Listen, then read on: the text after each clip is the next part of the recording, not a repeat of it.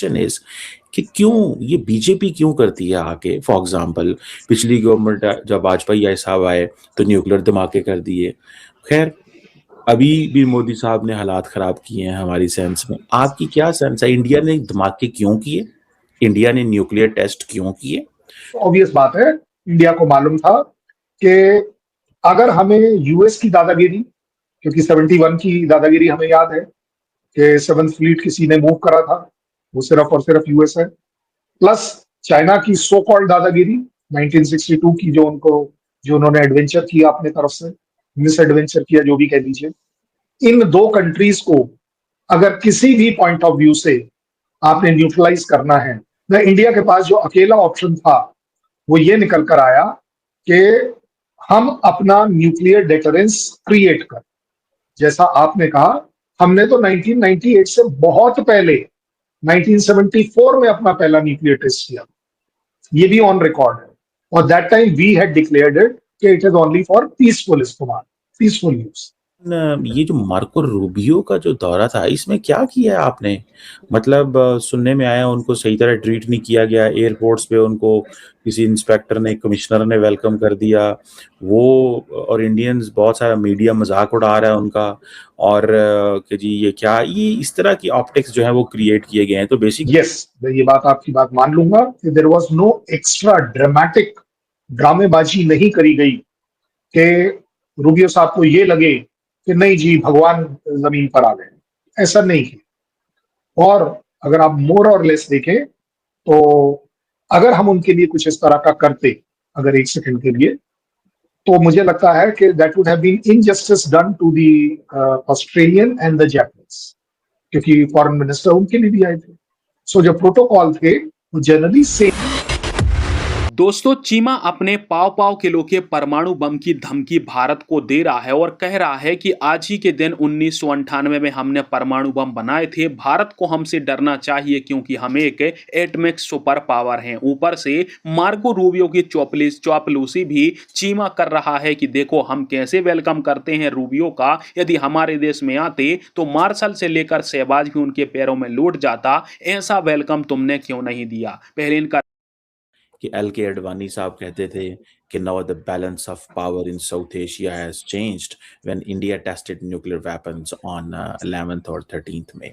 The question is कि क्यों ये बीजेपी क्यों करती है आके। फॉर एग्जांपल पिछली गवर्नमेंट जब वाजपेयी आए साहब आए तो न्यूक्लियर धमाके कर दिए।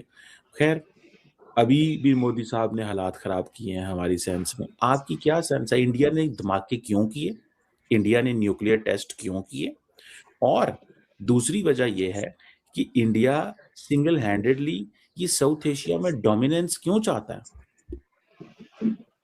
क्योंकि आपने बोला है कि तकलीफ शायद हमारे यहाँ से होगी कि आप मुझे ये प्रोग्राम पाकिस्तान में नहीं करने दोगे या आप हिंदुस्तान आकर नहीं करोगे। ये मेरा चैलेंज है। आप ट्राई करके देखिए, कल सवेरे आप पाकिस्तान से यहाँ आकर ये प्रोग्राम कर सकते हैं। ये मेरी कॉन्फिडेंस है मेरी कंट्री के ऊपर, which is so open for the Awam of Pakistan. हमारी पाकिस्तान की आवाम या मीडिया से कोई ना लड़ाई है, ना नफरत है, ना किसी तरह के डिफरेंसेस है। आप अपने ये तरीके से अपने कंट्री को कवर करते हैं, हम अपने तरीके से अपने कंट्री को कवर करते हैं। सीधी सीधी बात। ज्यादा बड़ी बात जो आपने कही कि हमने वो टेस्ट क्यों किए थे, आप इसमें साइड मत लीजिएगा, लॉजिक क्या बोलता है वो देखिए। सबसे बड़ी बात वो होगी, क्योंकि उस समय डिसीजन मेकिंग में ना आप थे ना मैं था, आज भी नहीं है डिसीजन मेकिंग में, वो एक अलग बात है। लेकिन मोटे तौर पर उसका एनालिसिस कर क्या पाएंगे, 11 और 13 वर्सेस 28 और 30 मई, मतलब मई का जो मंथ है उस समय का 1998 का, वो कॉमन है। इसका मतलब क्या ये निकालना ठीक होगा कि पाकिस्तान ने न्यूक्लियर कैपेबिलिटी इसलिए नहीं ली होगी कि इंडिया ने ली, क्योंकि 10 दिन के अंदर तो आप ले नहीं सकते, तो मतलब मोटे तौर पर अगर देखा जाए, इसका मतलब वो आपकी न्यूक्लियर टेक्नोलॉजी से रिलेटेड, न्यूक्लियर बॉम्ब से रिलेटेड, टेस्टिंग से रिलेटेड जो इंटेंशन थी वो बड़ी क्लियर रही होगी कि आप उस पर पहले से काम कर रहे हैं। हमारे यहाँ के जो रिकॉर्ड बताते हैं, हमारे यहाँ का जो एनालिसिस बताता है कि इंडिया कंटिन्यूअसली यूएस को इस बात के लिए मना रहा था, इन्फॉर्म कर रहा था, प्रोटेस्ट कर रहा था कि जनाब पाकिस्तान जो है वो इस बॉम्ब को बनाने के पीछे पड़ा हुआ है और ये लगा पड़ा है और ये कभी भी हो सकता है, कभी भी हो सकता है। लेकिन क्योंकि हमने देखा कि यूएस उस लेवल का इंटरेस्ट नहीं दिखा रहा, तो ऑब्वियस बात है इंडिया को मालूम था कि अगर हमें यूएस की दादागिरी, क्योंकि 71 की दादागिरी हमें याद है कि 7th फ्लीट किसी ने मूव करा था, वो सिर्फ और सिर्फ यूएस है, प्लस चाइना की सो कॉल्ड दादागिरी 1962 की, जो उन्होंने एडवेंचर किया अपने तरफ से, मिस एडवेंचर किया, जो भी कह दीजिए। इन दो कंट्रीज को अगर किसी भी पॉइंट ऑफ व्यू से आपने न्यूट्रलाइज करना है, और क्योंकि ये कंट्रीज, क्योंकि चाइना सपोर्ट कर रहा है पाकिस्तान को न्यूक्लियर बनने में और यूएस उसके लिए कुछ कर नहीं रहा, मतलब उसको रोकने के लिए कुछ नहीं कर रहा, ना इंडिया के पास जो अकेला ऑप्शन था वो ये निकल कर आया कि हम अपना न्यूक्लियर डेटरेंस क्रिएट कर। हालांकि जैसा आपने कहा, हमने तो 1998 से बहुत पहले 1974 में अपना पहला न्यूक्लियर टेस्ट किया, ये भी ऑन रिकॉर्ड है, और that time we had declared it कि it is only for peaceful इस्तेमाल, peaceful use. This is all on record, I am trying to tell you. So अगर 74 से मेरे पास काबिलियत थी किसी चीज की, तो वो मेरी काबिलियत थी मेरे हिसाब से और एनालिसिस के हिसाब से, या तो वो एंटी चाइना थी या वो एंटी यूएस थी। पाकिस्तान आई डोंट थिंक हमारे मूड में रहा होगा या थ्रेट में रहा होगा, मैं सीधी सीधी बात करूं। सो मुझे लगता है कि इंडिया ने रियलाइज किया कि पाकिस्तान काफी नजदीक पहुंच गया है, और इससे पहले कि वो करे टेस्ट और उसके बाद यूएस हमें रोक पाए, इट इज बेटर कि we do it and we did it. It's very simple. आपने बोला साउथ एशिया में दादागिरी, आपने किया तो पाकिस्तान के लिए ना? नहीं, आप सोचो ना, मैं तो 74 की बात कर रहा हूँ। वो तो एक और था ना, स्माइलिंग बुद्धा, वो तो एक और कहानी थी, लेकिन नहीं, क्यों एक और था? Nuclear explosion is nuclear explosion. नहीं, उसमें ये थोड़ी ना, देखो, ये थोड़ी ना आप कह सकते हो कि वो 1 ग्राम का था, 10 ग्राम का था, 50 ग्राम का था। नहीं, ऐसे नहीं होता एनालिसिस भाई। आपके पास न्यूक्लियर बॉम्ब बनाकर उसको टेस्ट करने की एक छोटे स्केल पर काबिलियत थी, आपने उसे डिस्प्ले किया है, और इसीलिए आप जो बोल रहे हैं कि नहीं वो एक स्माइलिंग बुद्धा था, इसलिए वो बुद्धा का भगवान के लिए था। भाई हमारे पर सैंक्शन तो तब भी यूएस ने लगाए थे, इस बार भी लगाए थे जब 98 में किया। नहीं, सैंक्शंस आप पे कहाँ है? अभी भी आप देखें करण साहब, जस्ट एक मैं आपको एक बात कहूँ, अभी भी आपको न्यूक्लियर सप्लायर्स ग्रुप में स्पेस एंट्रेंस है, हमें नहीं है। ठीक है, आपके ऊपर कौन सी सैंक्शंस रही हैं? मजे मारते रहे हैं, कभी कनाडा से, फ्रांस से, हर दुनिया के मुल्क से आप टेक्नोलॉजी लेते हैं। सैंक्शंस तो हमारे ऊपर नहीं है करण साहब। आप इमेजिन करें पाकिस्तान के ऊपर आज भी सैंक्शंस है न्यूक्लियर के हवाले से, आई एम अवेयर।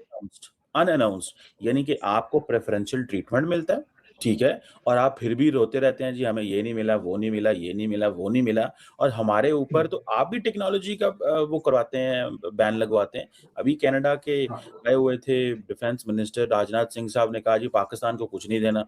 हर मुल्क को आप कहते हैं पाकिस्तान को कुछ नहीं देना, पाकिस्तान को डिनाई करनी है टेक्नोलॉजी, तो आपके ऊपर तो हर चीज आपको अवेलेबल होती है, पाबंदियां हम पे लगती हैं, लेकिन इसके बावजूद पाकिस्तानी साइंटिस्ट ने, लोगों ने काम किया। तो ये थोड़ा मेरा ख्याल है रिकॉर्ड की दुरुस्त की जरूरत है कि आपको हमेशा एडवांटेज ही रहा है।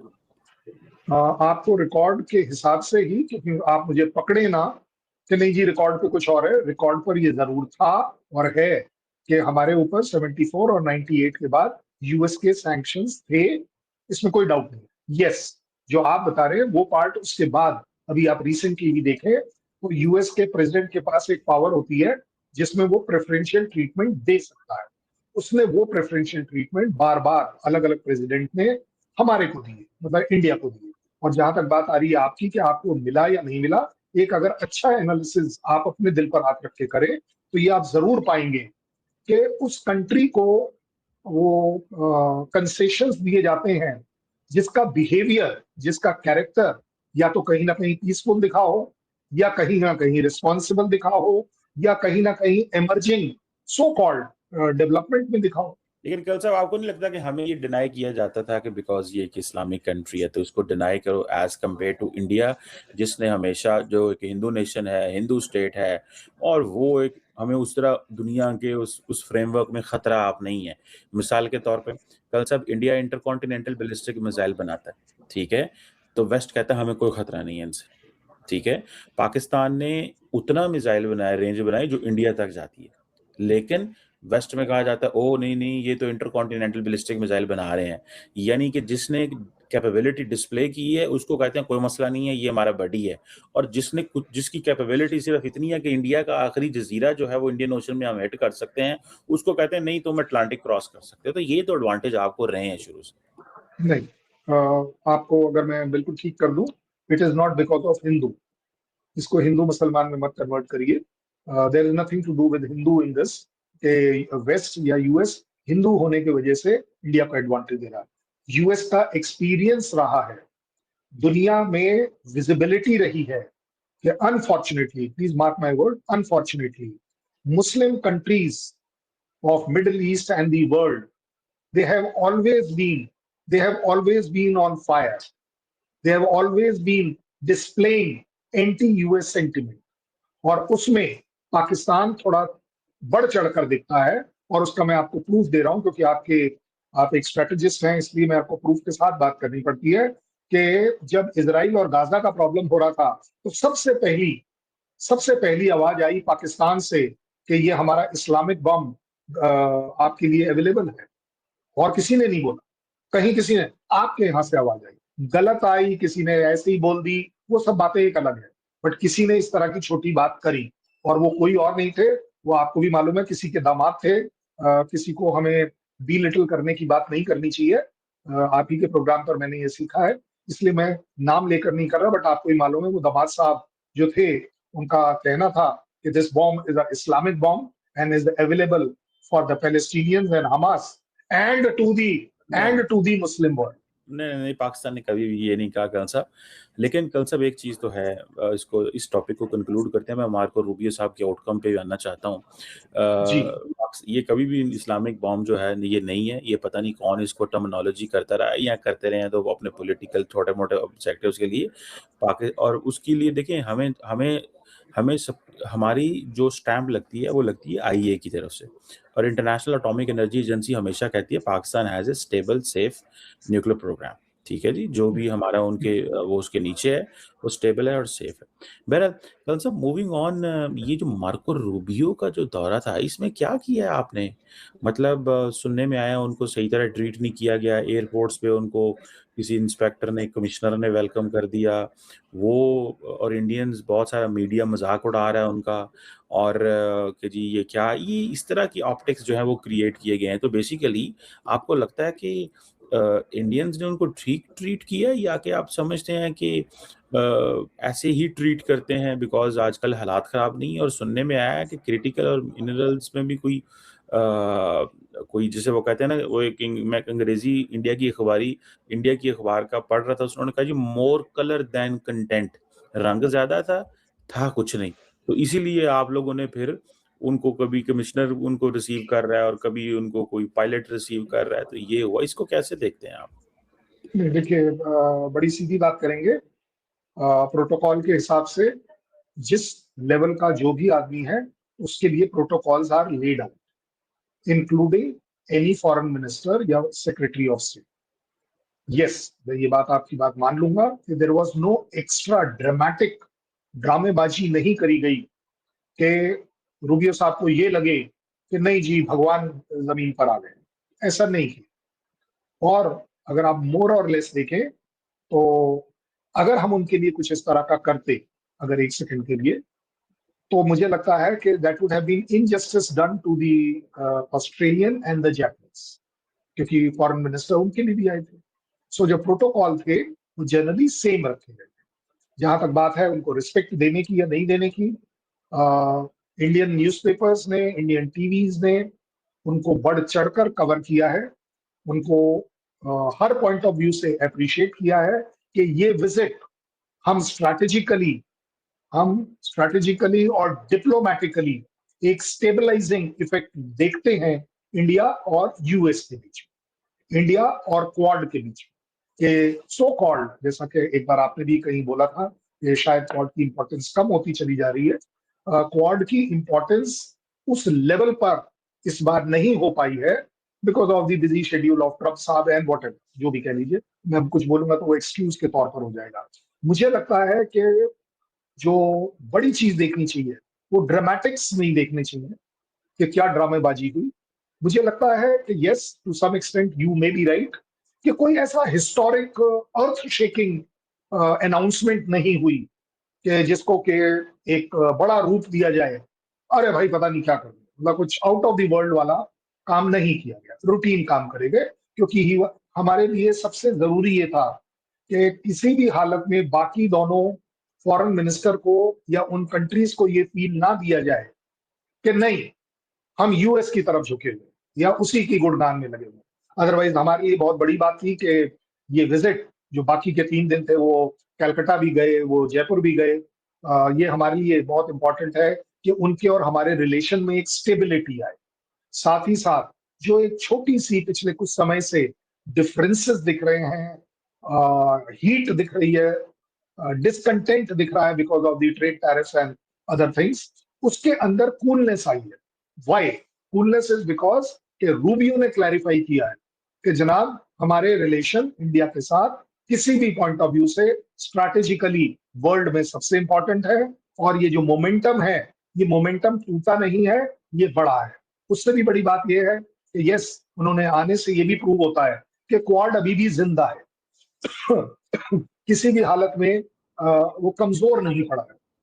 उससे भी बड़ी बात है कि हमारे और उनके बीच में जो मुझे दिखता है कि हमारी मैरीटाइम सिक्योरिटी और सी लेन्स से रिलेटेड जो सो कॉल्ड एक्सचेंज है, उसमें कहीं ना कहीं हम उनके काम आएंगे या वो हमारे काम आएंगे। क्योंकि इंडिया के साथ सबसे बड़ा जो मुझे ट्रेजेडी लगती है वो ये है कि इंडिया किसी से कुछ मांगता नहीं। इस वजह से शायद हो सकता है आपने मुझे लास्ट बोला है कि किसी इंस्पेक्टर से मिले, that was out of the way courtesy extended by Rubio, कि वो चलते चलते रुके हैं, लेफ्ट मुड़े हैं, कि वहां जो खड़े थे चलिए उन चारों पांचों लोगों से, उसमें तो एक तो इंस्पेक्टर ही था। Inspector is there basically for the safety security. और इसी तरह वो जो आप पायलट की बात कर रहे हो, वेल यस, जो भी हमारे यहाँ होता है कि जिस एयरपोर्ट पर आप आते हैं, वो एयरपोर्ट का जो हमारा एयर ऑफिसर कमांडिंग होता है, वो वहां पर आकर रिसीव करता है, रिसीव ऑफ करता है। So very simple, I don't think कि किसी भी पॉइंट ऑफ व्यू से रूबियो को we mean any kind of insight. बिल्कुल ठीक हो गया खान साहब, लेकिन बातें तो यही सारी इंडिया के अंदर हो रही हैं कि जी बड़ा उनको इंडियन मीडिया ही कह रहे हैं, हम तो नहीं कह रहे, लेकिन इंडियन मीडिया कह रहा है कि भाई ये इन्होंने अच्छे से ट्रीट नहीं किया उनको। एक पुलिस एसएचओ को ट्रीट, लोग people are talking on media के जी एसएचओ वेलकम कर रहा है थाने का, कोई ये कह रहा है, कोई ये कह रहा है। तो बहरहाल obviously they have a knowledge, आप लोगों को ज़्यादा बेहतर पता है कि क्या जो है वो आप करते हैं। लेकिन क्या साहब, आपकी सिर्फ इतनी जीत है कि आपने क्वाड को बचा लिया।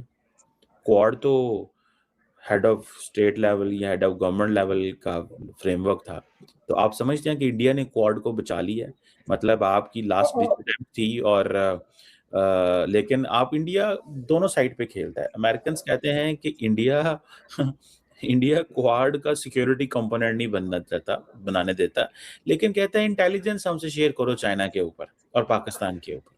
ठीक है जी। इंडिया जो है खान साहब, इतनी ये सेल्फिश जो अप्रोच है इंडिया की, आपको क्या लगता है लोगों को नजर नहीं आता आप क्या सोच रहे हैं? कि मिसाल के तौर पे हम इंटेलिजेंस गैदरिंग करेंगे मिलके, लेकिन हमारा सिक्योरिटी कोऑपरेशन कोई नहीं है। इंटेलिजेंस गैदरिंग किसके खिलाफ करनी है? अपने एडवर्सरी एनिमी के खिलाफ, जो आपके एनिमी है चाइना पाकिस्तान, ठीक है। लेकिन अमेरिकन को कहते हैं कि नहीं नहीं नहीं, वो हम इसको ना सिक्योरिटी कंपोनेंट नहीं बनाना चाहते।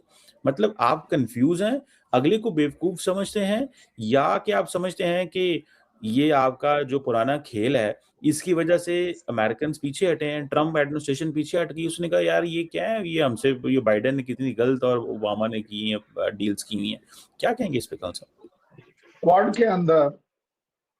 के अंदर इंडिया को लाने वाले कौन थे? क्या इंडिया ने क्वाड बनाकर तीनों कंट्रीज को फोर्स किया था कि आप आ जाइए? देखिए, जब इस तरह की कोई भी ऑर्गेनाइजेशन बनती है तो वो strategic mutual for all four, चारों के इंटरेस्ट से बनती है। ऐसा नहीं होता है कि किसी एक का इंटरेस्ट ही देखा जाएगा। अगर ऐसा ही आप बता रहे हैं कि चलिए हम इंटेलिजेंस शेयरिंग करेंगे लेकिन हम वो सिक्योरिटी वाला नहीं करेंगे, तो आप एक बात बता दीजिए, क्वाड में यूएस हमको क्यों रखेगा? What is the importance of India? Obviously, it is to neutralize China. There is nothing else. देखिए, इंडिया इनके साथ क्यों रहेगा? क्योंकि इस समय बड़ी प्रैक्टिकली मैं बात कर रहा हूं कि इंडिया 1-to-1 अगर चाइना के खिलाफ मैरीटाइम और सी वॉरफेयर की बात करता है तो yes they are better, where is the doubt? और अगर उसको बेटर है तो क्यों नहीं, जो जिस तरह से चाइना जापान को सो कॉल्ड ब्रोबीट करता है, ऑस्ट्रेलिया को डराता है, यूएस के खिलाफ अपने आप को साउथ चाइना सी का अनडिस्प्यूटेड किंग मानता है, 13 डैश लाइन लगा देता है साउथ चाइना सी में कि हर वो कंट्री जो पेरिफेरीज में है उनकी कोई मैरीटाइम बाउंड्री नहीं है। ये सारी चीजें मिलाकर बनता क्या है? बनता ये है कि जो लोग तकलीफ में हैं वो मिलकर उसका सामना करें। और जहां तक बात आ रही है कि जो आपने कहा है कि head of the state, well yes, preference is always for head of the state, but ये कहना शायद मेरे इन 4 कंट्रीज के अंदर गलत हो जाएगा। पाकिस्तान का एक्सपीरियंस हो सकता है कि foreign minister, defence minister, home minister की शायद वो लेवल की से ना हो या औकात ना हो, लेकिन बाकी कंट्रीज में होती है, बहुत अच्छी औकात होती है, बहुत अच्छा उनका से होता है कंट्री के, and they represent not only their president, they represent their country. तो साहब ये बातें जो है ना, ये मतलब गोदी मीडिया पे तो अच्छी लगती हैं, यूट्यूब पे तो हार्ट टू हार्ट बात की है। मैंने हार्ट टू हार्ट आपसे इतनी बढ़िया बात करी, मैंने मोदी की बात ही नहीं करी। बाइडेन से लेके ट्रंप तक 3 साल हो गए आप लोग लगे हुए हैं कि इसको, पहले बाइडेन को आपने कहा कि आपने टेन्योर के आखिर में इंडिया आ जाओ, मतलब आप, मुझे याद है उसको मैक्रोन को लास्ट मोमेंट बुलाया गया था जनवरी के अंदर। क्या बातें करते हैं कल साहब, और फिर अभी 26-25 गुजर गया, 26 गुजर रहा है, ट्रंप नहीं आया, तो आपने कहा यार इसको मतलब मान जाए, इसमें कोई बुरी बात थोड़ी होती है, मतलब अब बिल्कुल मान लिया होता है, हमारी औकात होती है, हमारी ये नहीं, होती है, तो हमारी, फिर इसका मतलब, इसका डिफेंड जो आप करेंगे। बता रहे हो आप ठीक बोल रहे हैं। इसका मतलब क्या जो आप बोल रहे हैं, ट्रंप पाकिस्तान कितनी बार आया? हमारे चलो छोड़ देते हैं, छोड़ हमारा देते हैं, छोड़ आप देते हैं। कहते हैं, एक बात सुने, आप कहते हैं हमारा अमेरिका से कॉम्प्रिहेंसिव ग्लोबल स्ट्रेटेजिक पार्टनरशिप है, भाई हमारी तो नहीं है पार्टनरशिप, आपकी है ना यार। तो आप वहां लंच करने क्यों जाते हैं? लंच करना और चीज होती है, पार्टनरशिपें क्यों? और होती हैं। तो आपके आपके आपके शहबाज शरीफ साहब क्यों बोलते हैं कि I am fed up of asking for aid, now we don't want aid, we only want, no, we कल डोंट साहब, want loan, we want aid. कल अच्छा साहब छोड़ दीजिए, मार्को रूबियो आपके यहाँ कितनी बार आए आज तक? मैं सच कहता हूँ बताइए। मैं कहता हूँ जी एक दफा भी नहीं आए, मैं तो मेरा नहीं तो तो हाल ही नहीं है कल मैं साहब। कहता हूं नहीं, दिस इज करेक्ट, आप बिल्कुल ठीक बोल रहे हैं कि ये दोनों इंसान एक बार भी नहीं है। मेरे पास तो 4 साल पहले ही आए थे, अपने पिछले टेन्योर में भी आए थे, और आज आप मेरे से ले लीजिए, वो अपना ये टेन्योर खत्म करने से पहले भी आएंगे। चल उनका मैं आपको बता देता हूँ, मैं आपको बड़ी स्ट्रेटेजिक, जो आपको भी मालूम है, ऐसा नहीं आपको नहीं मालूम है, दे आर वेटिंग कि ट्रेड डील हो और उसके बाद वो आए, बड़ी सिंपल सी बात। चले देखते हैं कि कंसेप्ट और क्या ये होता मैंने नहीं कहा है, ये रूबियो ने कहा है कि हाँ जी we are looking for that there will be a trade deal. Rubio ने कहा है कि टेक्निकल कॉपरेशन और डिफेंस कॉपरेशन हमारे बीच में हो। रूबियो ने कहा है कि एनर्जी से रिलेटेड हमारा ट्रेड बढ़े, हमारी जो एनर्जी सिक्योरिटी है वो वेनेजुएला वाली बढ़ चली जाए। हमारा वीजा वाला जो प्रॉब्लम है उन्होंने स्पेसिफिक क्लैरिफाई किया है कि it is not meant for Indians alone, it is as a part of world policy. Last but not the least, के जो इन्वेस्टमेंट है, देखिए कुछ तो कहीं ना कहीं तो कमर्शियल हमें कोई पैरामीटर लगाने पड़ेंगे ना, कि दो कंट्रीज के बीच में रिलेशन कैसे है। सिर्फ बोलने से तो नहीं होगा ना, जो रिलेशंस है वो एफडीआई से दिखेंगे, इन्वेस्टमेंट से दिखेंगे, काउंटर टेररिज्म में दिखाई देंगे, विजिट्स में दिखाई देंगे। ये चल सिर्फ कॉम्प्रिहेंसिव ट्रीटी होने का मतलब ये नहीं होता है कि जी एक बार करी और बंद करके चल दिए, कहानी खत्म हो गई। ऐसा नहीं है, ये आपको भी पता है। देखते हैं।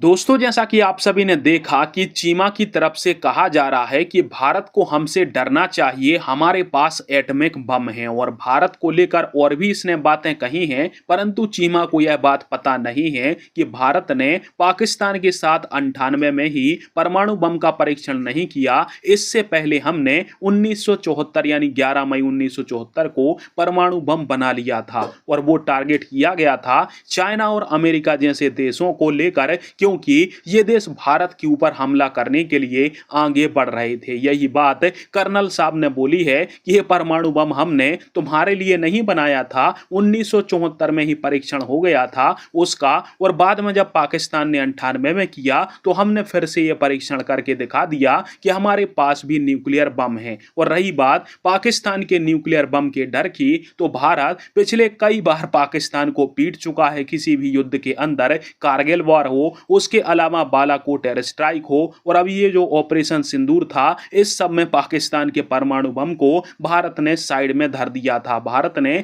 कभी भी उसके परमाणु बम से ना तो कभी खौफ खाया है और ना खाएंगे। भारत का भी कहना है कि यदि कोई भी गुस्ताखी या फिर मिस एडवेंचर करोगे तो उसका जवाब हम घर में घुसकर देंगे, और भारत इसका जवाब देगा भी। और दूसरी बात, रही बात मार्को रूबियो की कि मार्को रूबियो को प्रोटोकॉल नहीं दिया गया, तो यह हमारे देश का मसला है। जैसा स्वागत अमेरिका में हमारे विदेश मंत्री को मिलेगा, वैसा स्वागत तो हम उनके विदेश मंत्री को देंगे, क्योंकि give respect and take respect होता है। दूसरी बात, ये हमारा अपना मसला है, हमें पाकिस्तान से क्या लेना देना कि पाकिस्तान का मंत्री और मार्को रूबियो या फिर अमेरिका के अधिकारियों के पैरों में लौटता है या उनका प्रधानमंत्री। हम अपने हिसाब से अपने देश की रणनीति और विदेश नीति के हिसाब से किसी भी देश का मंत्री का वेलकम करते हैं। इसमें पाकिस्तान को हमें किसी भी प्रकार की सलाह देने की आवश्यकता नहीं है कि तुम मार्को रूबियो का वेलकम कैसे करो। और वैसे भी अमेरिका की सरकार ने भारत के लिए कुछ ऐसा तो किया नहीं है कि मार्को रूबियो को लेने के लिए भारत के कोई मंत्री चले जाएं। ये तो भारत की इकोनॉमी को बर्बाद करने के पीछे तुल गए हैं। अभी जो यात्रा करी है भारत अमेरिका के संबंधों को रिपेयर करने के लिए करी जा रही है, और आगे चल के कुछ अच्छा काम करते हैं तो भारत उनको अच्छा वेलकम भी देगा।